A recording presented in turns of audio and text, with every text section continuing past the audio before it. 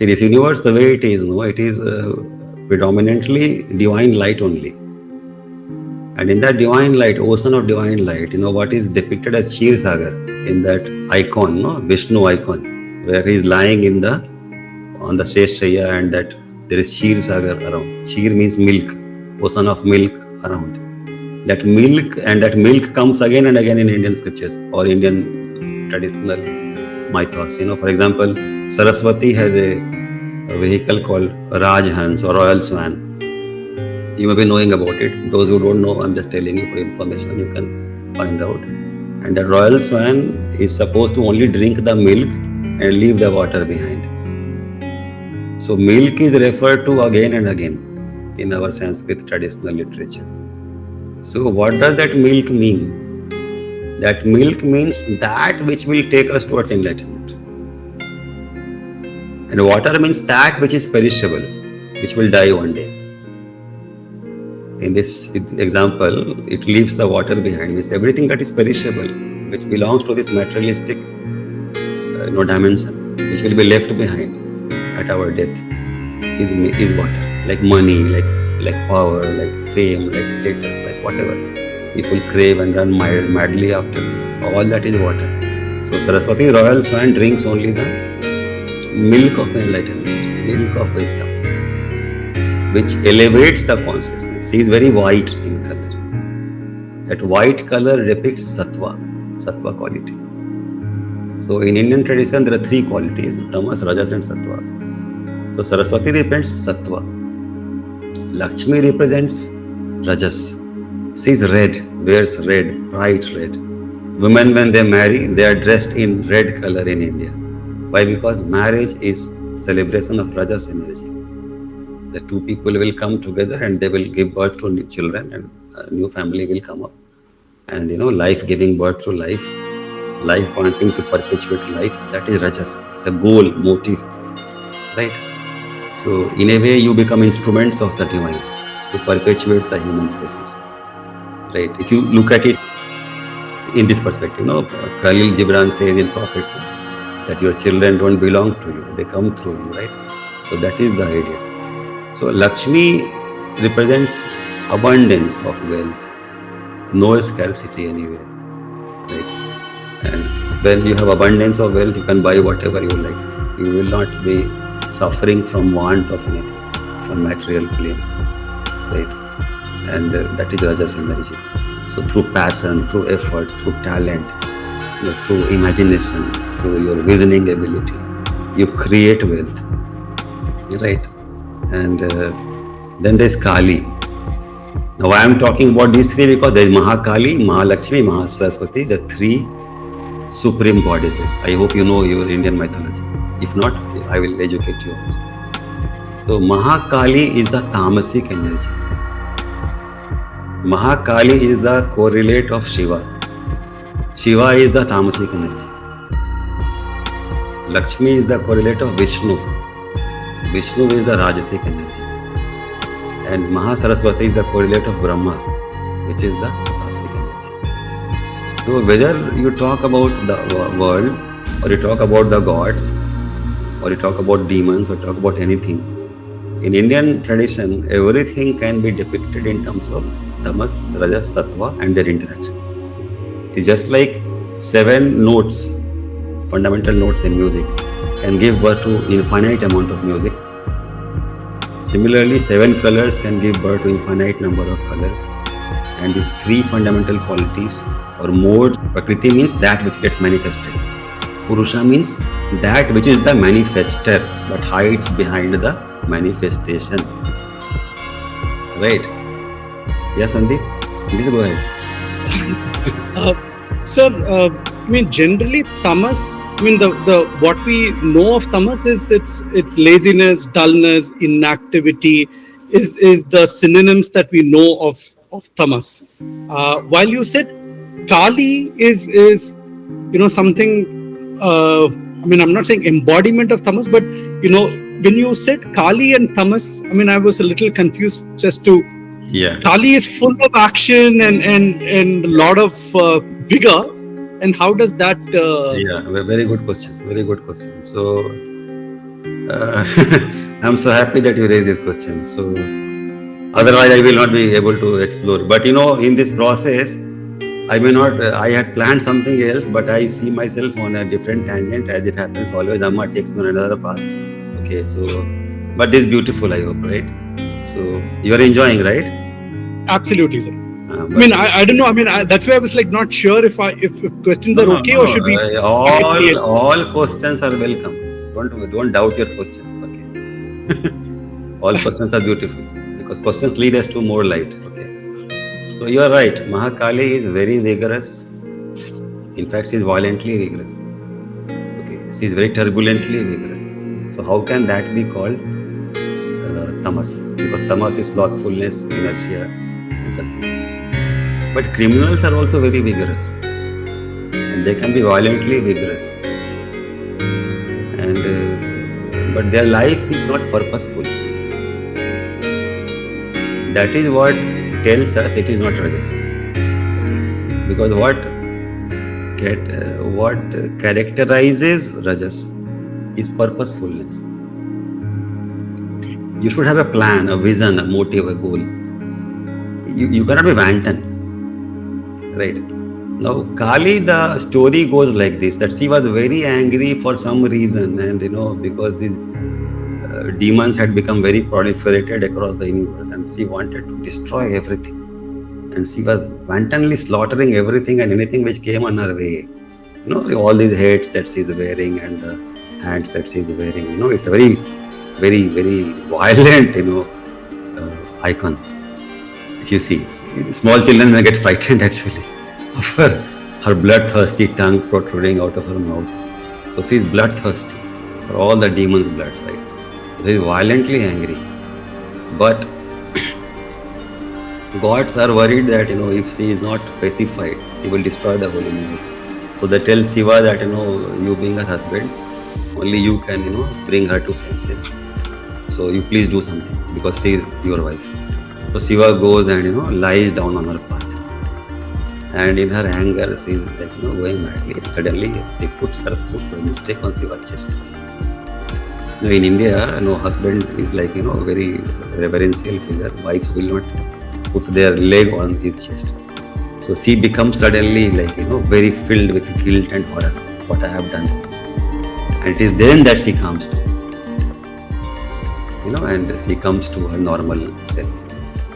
So the idea is that before she is able to contact Shiva, she is lost in tremendous amount of anger, and anger is tamasic energy. Now, if you go deeper into this myth, I hope you will understand that there is no lady called Kali who lives somewhere. That much you will understand, right? Kali is, what Jung called archetype. Right? Archetypal energy. So, India is rich with archetypes. And for MBA students who don't know these things, you can study Jung. It's a very important person for me because I'll often be using his terminology. So Kali is an archetypal energy. So what happens is that the one divine is very malleable, very flexible. See, we humans are at an infinite number of different stages in our development, and each one needs a customized solution. So that infinity adapts itself to our specific needs at specific moments of time in our journey. So these archetypes are basically an attempt by the rishis to create entities and enliven them with their tapas, so that these entities start to guide people. So I'm not saying that by saying that Kali is not a lady, I'm not saying that Kali doesn't exist. Don't mistake me. Kali does exist. She is very much there, mother of all. But she is not a lady as I and you will understand.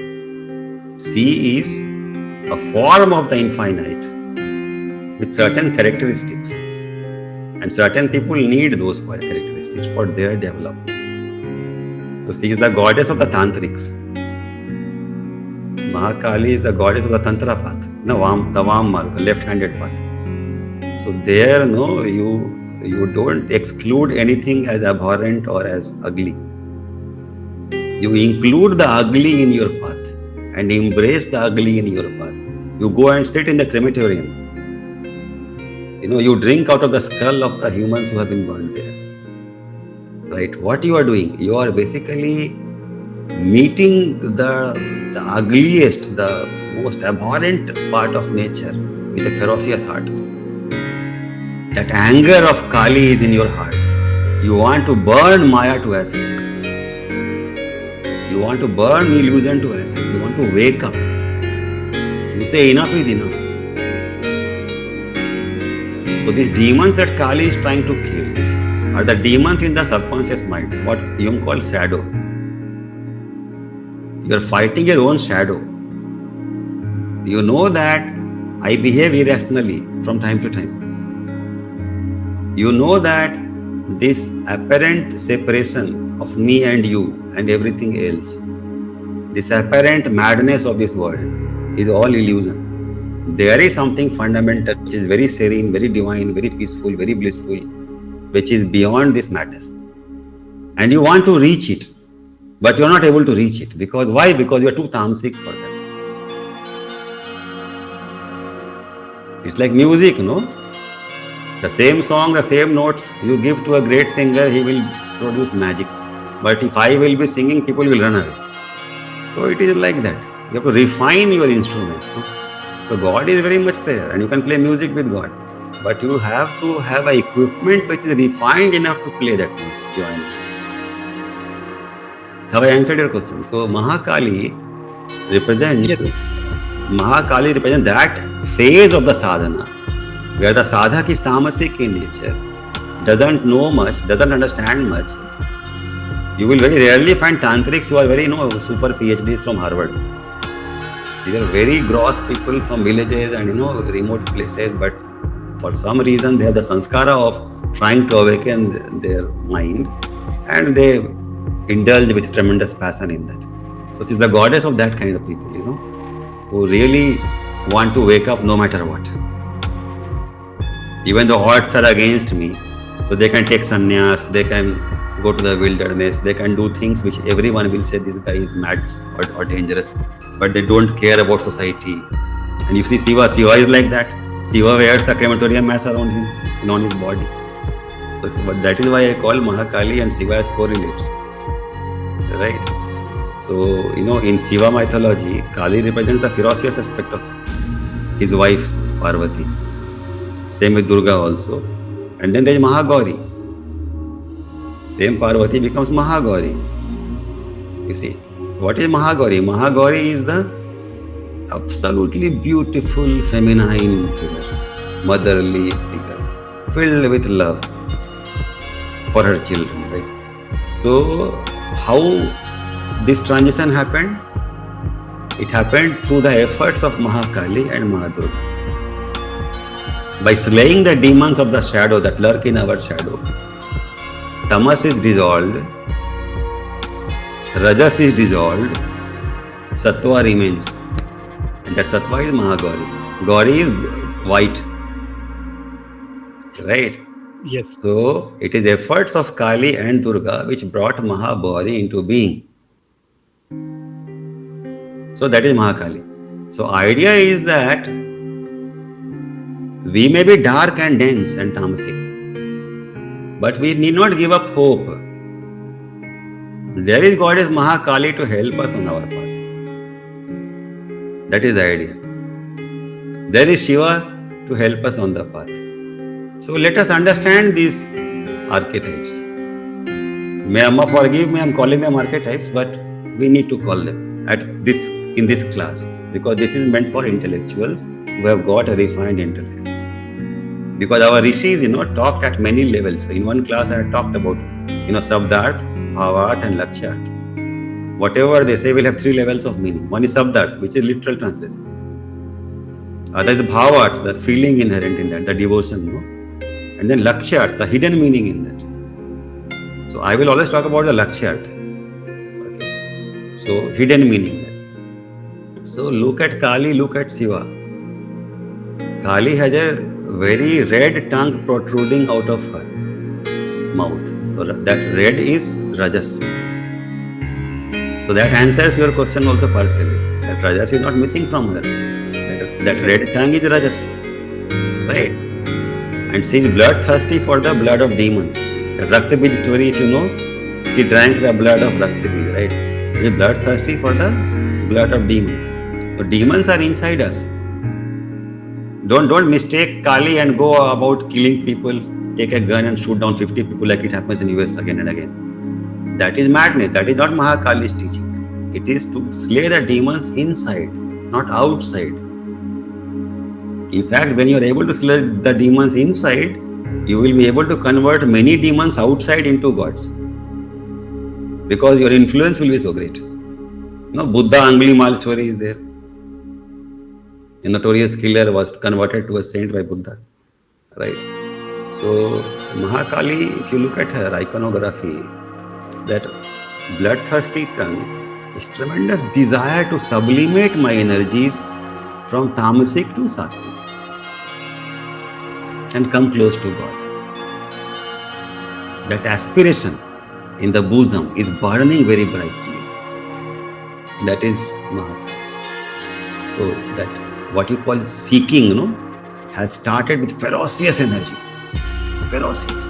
I will do anything and everything to attain the ultimate. I can die in the process. Doesn't matter. So the heads around her represent the many egos that she has cut. Not outside people. Many egos in her. Ego is a chameleon.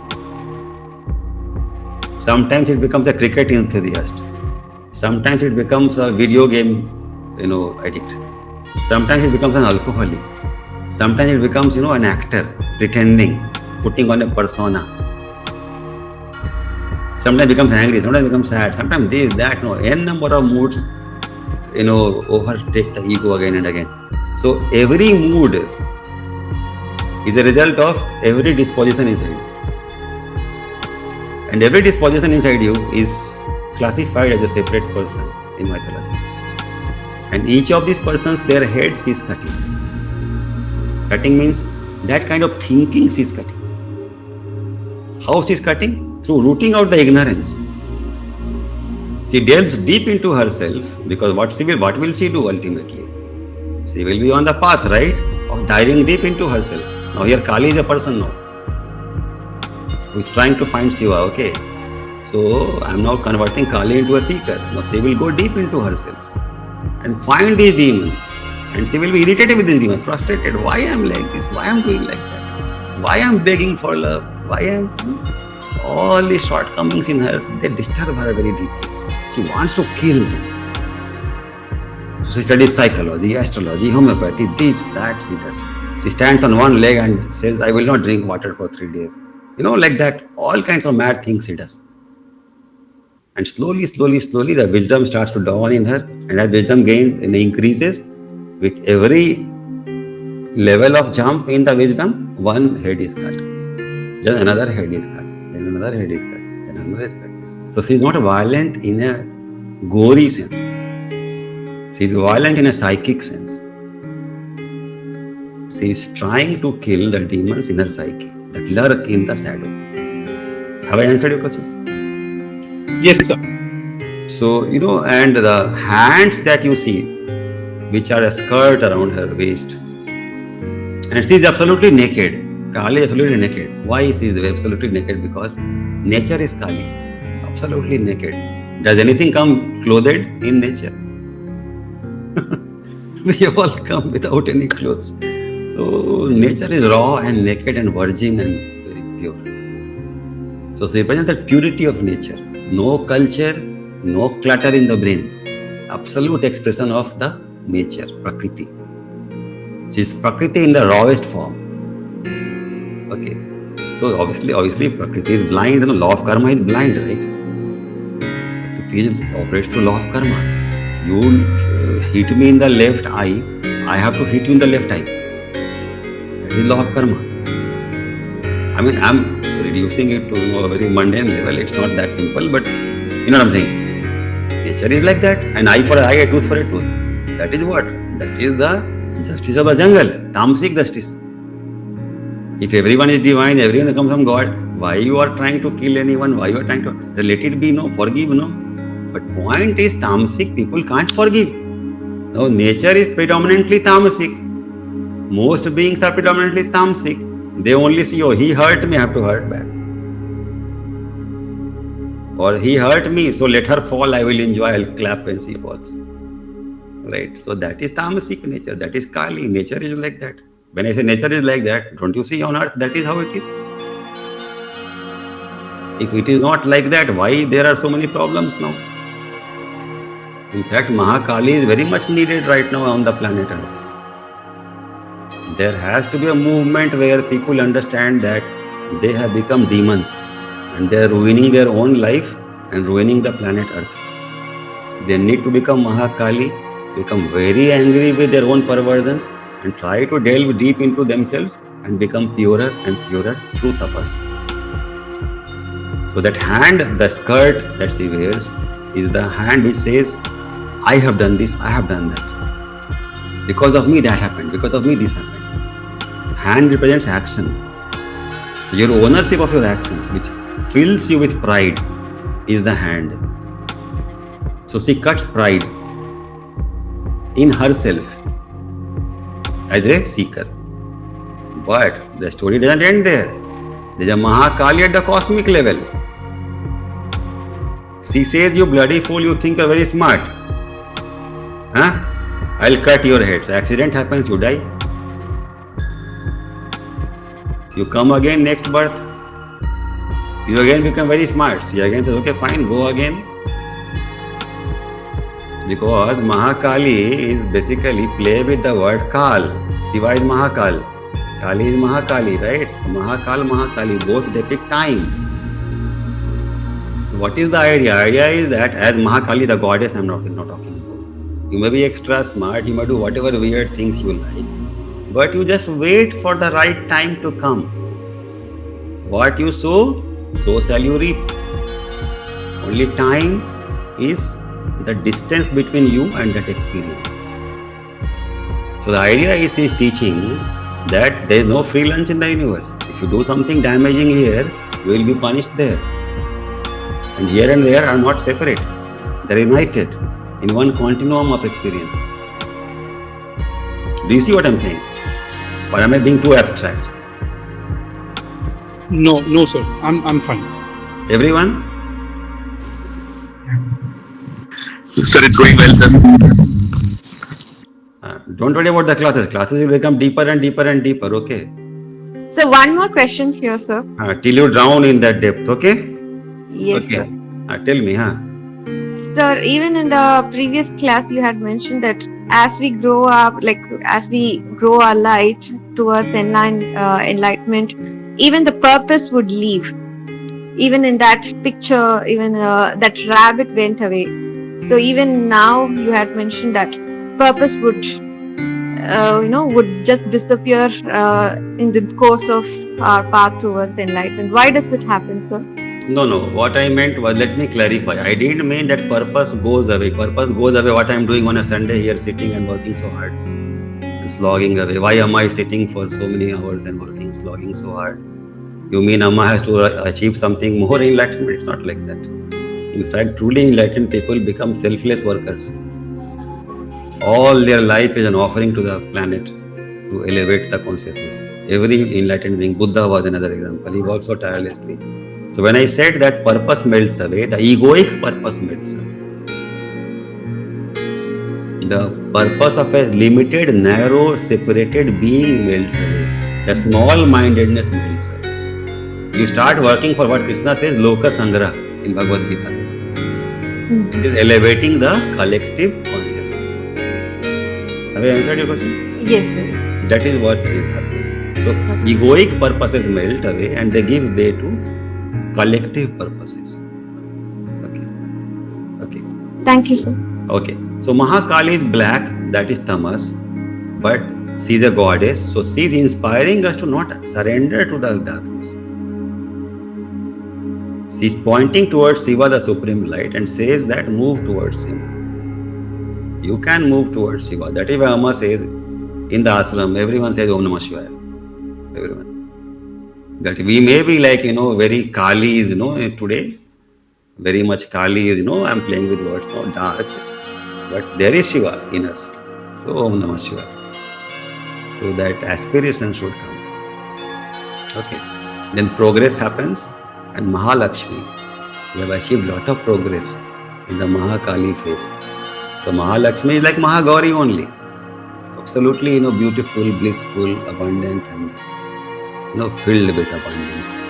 She is one with Vishnu, the Supreme, and she lacks nothing. She is fully fulfilled. Contentment, Santosa Param Sukham. She is filled with Santosh, contentment, happiness. And motherly love oozes out of her system, her being. She blesses all with wealth, abundance. Fear not, I am here. Like the Mahalakshmi. And also Mahalakshmi energy will solve all the problems of the planet. Environmental sustainability, this, that, poverty, hunger, everything will go away if Mahalakshmi were to spread her magic along the planet. But these cosmic energies work in a different way. Mahakali, Mahalakshmi, Mahasaraswati are cosmic energies. They work in a different way. What is that way? They need vehicle to manifest themselves. So Mahalakshmi may bless a Warren Buffett, make him very rich, and make him do a lot of charity.